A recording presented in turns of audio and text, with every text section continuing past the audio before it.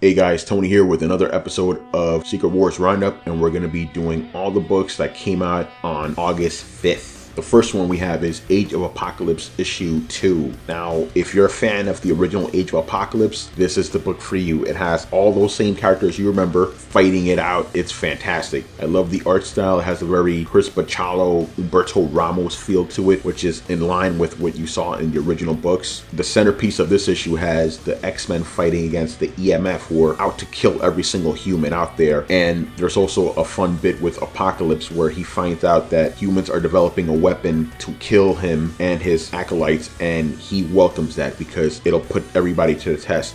Survival of the fittest, after all. Next up, we have the fan favorite Renew Your Vows, number 3. The reason this is a fan favorite is because you have Peter Parker and Mary Jane still married, and they had a daughter. This is basically what would happen if One More Day didn't happen. What's great about this series is how brutal Spider-Man is. There's a fight that he has with Dr. Octopus that would never have happened in the mainstream Marvel universe, so it's good to see Spider-Man just unleashing. There's also a lot of good fights between him and the Sinister Six, and a lot of interesting things to come after this. If you saw the end of the issue, you see Spider-Man's daughter dressed up like Spider-Man, so I'm guessing she's gonna get to fight eventually. Great series, I'm loving this. Next up, we have the other big series of Secret Wars, Civil War. So issue 2 takes place right after the events of the second one, where Miriam Sharp was murdered, even though the bullet that killed her was meant for Captain America. This series has the same tone of Civil War, where characters act out of character, but once you get past that, it works a lot. And you actually have two different infiltrations here. You have Spider-Man, who leads a group into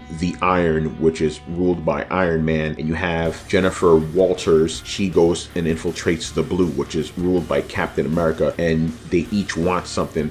But at the end of the issue, you see that things are not going to go exactly as they all planned. Great book. I'm loving the art style by Lanil Yu. As always, he's fantastic. So if you like Civil War, this is definitely a book you have to pick up.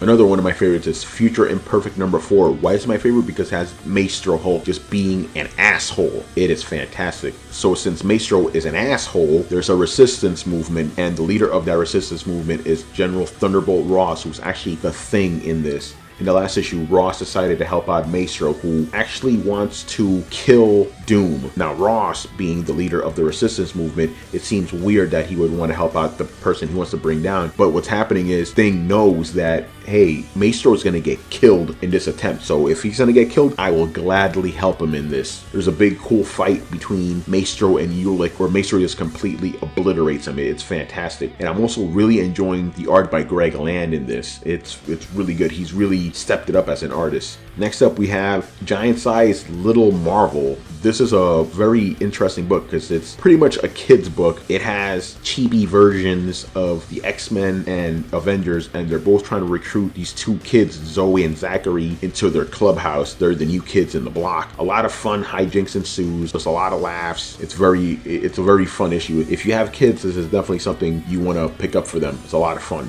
Next up, we have Guardians of Nowhere, number 2. This series is interesting because it doesn't take place on Battleworld itself. It takes place on a floating celestial head, which is orbiting Battleworld. And as you can tell from the title, it has the Guardians of the Galaxy. This issue focuses on a villain called Yotat, who wants to rule nowhere. You see a little bit of his origin story, though it's unclear how being killed, quote unquote, in a weapons factory brings him back to life. But since the weapons belong to the Collector, maybe there's something else going on there. A lot of big fights in this, a lot of really brutal fights actually, and I enjoyed it a lot, especially because of the art of Mike Deodato Jr., who's one of the best out there. Definitely a series I recommend. Next up, we have Infinity Gauntlet issue number 3. This was a series I originally wasn't into because it was so radically different from the original series, but now that I've accepted that it's not anything like the original Infinity Gauntlet, I'm loving what it is. This issue focuses mostly on Thanos, who is suppressing his murderousness to work alongside the main family of the book in order for him to find the Infinity Gauntlet and all of its Infinity Stones. Yes, Infinity Stones, not gems. Another example of the movies having influence on the comics. There's a lot of really cool action, and I love the art in this. Again, I wasn't into the series so much, but now I'm invested. It's really good. Another series I'm enjoying because of its setup is Red Skull 2.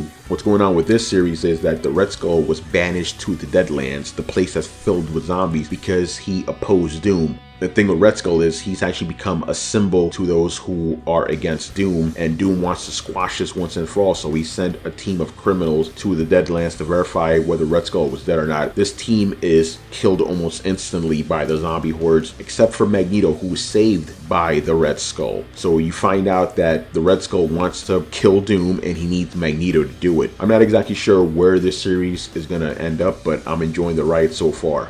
And I love how evil Red Skull is. It's fantastic.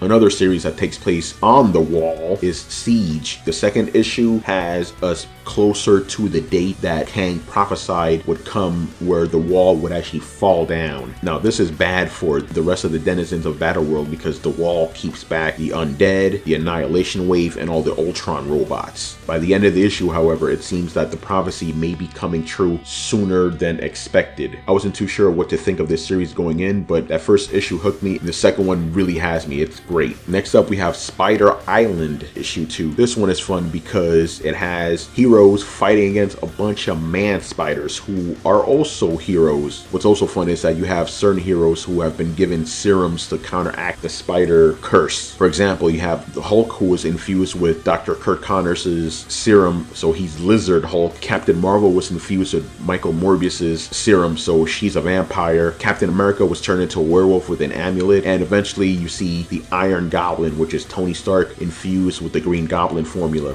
What's also fun about this series is that Flash Thompson is Venom. Flash Thompson, everybody knows he bullied Spider-Man, but he eventually became a hero in his own right, so it's good to see him get the spotlight here. And this issue actually has a backup story which has Spider-Girl, if you guys remember that series, which was a big fan favorite. She has a backup story herself, which I'm enjoying too. I'm not very familiar with a lot of her rogues or her allies, so it's just interesting to see all of these characters, but I'm liking these side stories as well. Last but certainly not least is Ultimate End number 4. This series is basically taking the mainstream Marvel 616 Manhattan and the Ultimate Manhattan and putting them together, and you have different versions of heroes meeting each other. This isn't something that's supposed to really happen on Battleworld, so it's interesting that Doctor Doom is actually letting this happen. At some point in the issue, Valeria Storm, she asks him, like, why are you letting this happen? This is a very unstable situation, but for reasons known only to Doom, he's letting it all play out. This series is written by Michael Bendis and it's drawn by Mark Bagley, which is great because this was the team that originally gave us the Ultimate Universe, so it's great that they're doing Ultimate End. I'm not exactly sure 100% what is happening in this series. It's a bit confusing,